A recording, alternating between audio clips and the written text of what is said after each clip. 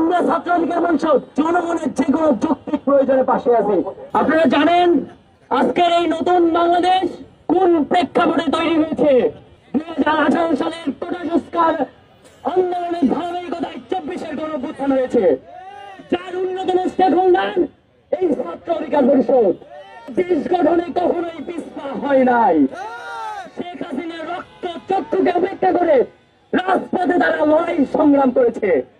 রাষ্ট্রের যে কোনো প্রশ্নে তারা সামনে দাঁড়িয়েছে, বুলেটের মুখোমুখি দাঁড়িয়ে বুক চিতিয়ে কথা বলেছে। তাই এই বাংলাদেশ নিয়ে, নতুন বাংলাদেশের নতুন বন্দোবস্ত নিয়ে কোন প্রকার যদি কাটাছেড়া হয়, সেটাকে এই ছাত্র অধিকার পরিষদ ছেড়ে কথা বলবে না।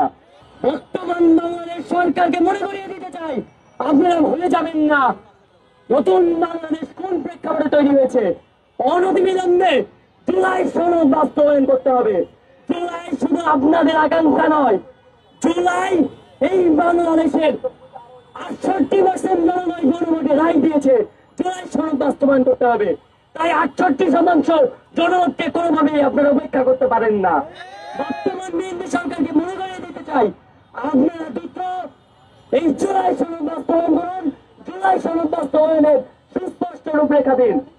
আরেকটু বলতে চাই, আপনারা জানেন দেশের স্বাস্থ্য ব্যবস্থার যে দুর্গতি, বাংলাদেশ ছাত্র অধিকার পরিষদের দাবির প্রেক্ষিতে গত 2-3 দিন ধরে সারা দেশে হামের টিকা শুরু হয়েছে। সরকারকে ধন্যবাদ জানাতে চাই যে আপনারা বাংলাদেশ ছাত্র অধিকার পরিষদের দাবিগুলো আমলে নিয়েছেন। আমরা ছাত্র অধিকার পরিষদ জনগণের যে কোনো যৌক্তিক প্রয়োজনে পাশে আছি। সরকারকেও বলতে চাই, আপনারা জনগণের পাশে থাকুন, রাষ্ট্রের পাশে থাকুন, আপনারা দল কারা হবেন না। আপনি দলের নেতা কর্মীদের কথাই কোনো সিদ্ধান্ত নেবেন না।